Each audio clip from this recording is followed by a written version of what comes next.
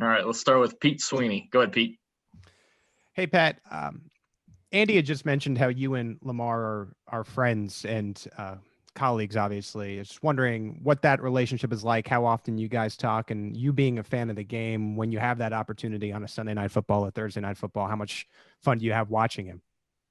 Yeah, I mean he's a great player. I mean he can make all the throws. He can run with the ball. He can really do it all. And so it's always fun to watch guys like that work hard, put in the work, and they're able to go out there and have success on the field. And then as far as our relationship talking and stuff like that, I mean we kind of have the same endorsements with Oakley and EA Sports, and so we've seen each other through that. And then when you play this quarterback position, it's kind of like a group. I mean it's a tight group where you shoot ideas off each other and stuff like that. So he's a great player, and I look forward to the contest this week.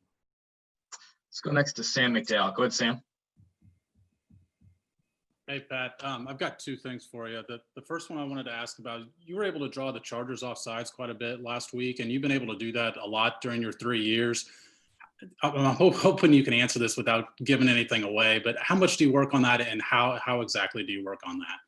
Yeah, we work on changing up the snap count all throughout training camp, and there's some rough days where you're getting a lot of false starts and stuff like that, but it always makes you better whenever the season comes along. And so I have the unique advantage of having a kind of a unique voice that's able to get those guys to jump off sides, so I try to utilize that as much as possible. Then I also just wanted to ask you about the 2-point conversion last week. Can you take me through what you saw in that play, the one that tied the game there in the fourth quarter? Yeah, we had a play called with a little kind of either a shovel pass or a rollout to throw to Clyde. I was a little nervous at the beginning. Right before the play, they said watch for the shovel pass. I knew that there was a good chance that Bosa was going to come down on that. And so before the snap, even in the huddle, when we were kind of reviewing the play, I had told McCole and Tyreek, I said, I know y'all aren't really in the read. Y'all are kind of the last reads, but make sure y'all continue to work. And so those guys did a great job. And then I thought McCole made a heck of a catch on a ball that was thrown very low and away on him, and he made a great play on it. Let's go next to Adam Teicher. Go ahead, Adam. Hey, Pat. Not sure whether Sammy's going to play on Sunday, but if he doesn't, that bumps up one of the younger guys, either Pringle or Kemp. Just wondering how much you've thrown to those guys recently, and whether you feel confident in throwing to them in a game situation if you haven't. Yeah, I mean, obviously having that what a consistency of having these guys for the last few years.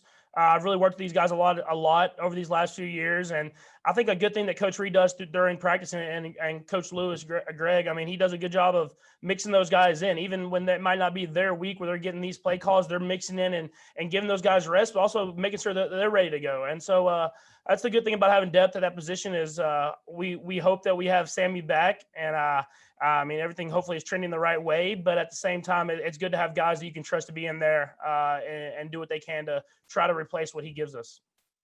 Let's go next to Mackenzie Nelson. Go ahead, Mackenzie. Hey, Patrick, I was just wondering, last week you said you didn't really come out the way you wanted to against the Chargers. Is there anything that you're doing this week or working on this week to, better prepare and come out the way you want to in Baltimore? Yeah, I mean, it's gonna be all about execution. When you play a defense like this that does a lot of different things, very multiple, do a lot of different blitzes, a lot of different coverages, you have to make sure that you're ready to go and have answers for everything. And so I'll just try to do whatever I can to make sure I'm prepared for everything they can show us. And whenever they give us an unscouted look, try to have a positive play and then get to the sideline and figure out the best way to go about it for the rest of the game. Let's go next to Blair Kirchhoff. Go ahead, Blair. Hey, Patrick, just wanted to get you to put on your Royals cap for a moment and have a thought on Alex Gordon, who announced his retirement today. Do you know how? I mean, he's done everything the right way his entire career. I mean, the amount of Gold Gloves that he's won. I've seen him dive around the outfield growing up. I don't want to make him sound old, but growing up and throwing people out at the plate and doing everything like that. And then being able to hit and just being a leader on and off the field. I mean, he's someone that set the example of how to be in the Kansas City community and lead his team to championships and do it the right way on and off the field. Go next to Seren Petro. Go ahead, Seren. Patrick, I'm 99% sure I've got this right, but kind of two-part question. One, how's it feel for the first time on one of these Zooms to not be the best athlete on the Zoom? If I'm not mistaken, the guy I see down at the bottom was one hell of a runner. And that was my question about running quarterback style. Coach Reed was talking about, the run being a part of, what quarterbacks do in this offense. How much of that is like a design? Like, is there like for lack of a better term, an escape hatch, that there are some plays that routes are designed, one, to get you the ball down the field, but if they're not there, to create those openings like you had on the big 20-yard scramble? Yeah, I think the good thing about having the guys that I have on my team, the receivers, running backs, tight ends that we have, is that defenses have to be accountable for those guys. And so they're getting depth. They're trying to stop those guys from beating them over the top. And whenever there's room to run, I have to be able to take advantage of it. And it's kind of been the last 3 years of, I usually when I scramble, I'm looking downfield to throw. So you're seeing defenses now, they're not leaving their guy. They're kind of just staying on them and letting me run. And I don't know if I can run like Mike, but I can run a little bit, enough just to get the first down and get out of bounds. Got time for a couple more guys. Let's go Todd Lebo and then Harold Kuntz. Go ahead, Todd. Hey, Patrick, on the snap count stuff that Sam was asking about before, is it easier now as you've watched this go through, playing in front of no fans on the road? Are these things that you maybe wouldn't have been able to do on the road? And what would you compare the noise level to? I know what we heard on TV, but what would you actually compare the noise level to that you experienced in Los Angeles to any other thing that you've done on like during a real game? I would first part of the snap count. I mean, obviously you get to use verbal snap count on the road, and especially when you're playing places like Baltimore, you're not going to be able to use that because of the crowd, and especially Monday night. So that definitely is an advantage. Only thing that's kind of a disadvantage, you have to change a lot of your code words on a lot of your audibles because everybody can kind of hear you on the TV copy and everything like that. And then you said the second part one more time, second part of your question. Hold on one sec. There we go. Try that, Todd.